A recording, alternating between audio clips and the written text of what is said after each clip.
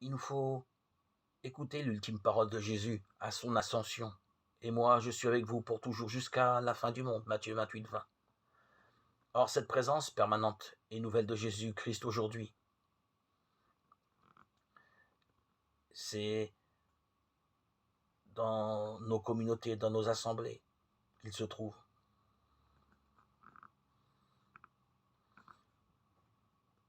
Au temps où Jésus vivait, il y avait 3 manières possibles de le regarder.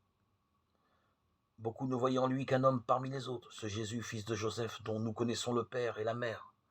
Jean 6, 42. D'autres ont porté sur lui un regard plus pénétrant. Ils ont pensé à Élie, à Jérémie, à l'un des prophètes, Matthieu 16, 13, 14.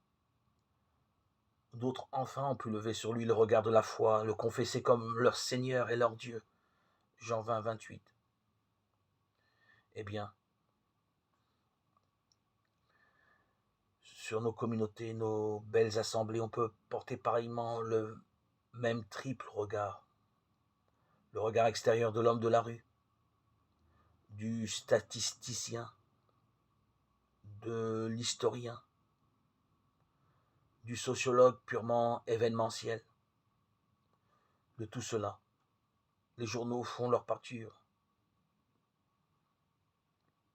Le regard de l'observateur plus pénétrant ira jusqu'à discerner en quelque sorte la constance de la communauté où il se trouve, son unité, son caractère et ses effets de sainteté.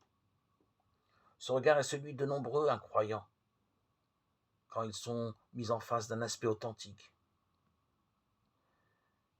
de l'endroit où ils se trouvent et qui correspondent à leurs préoccupations. Il nous faut porter un regard capable de discerner dans nos assemblées ces aspects de sainteté.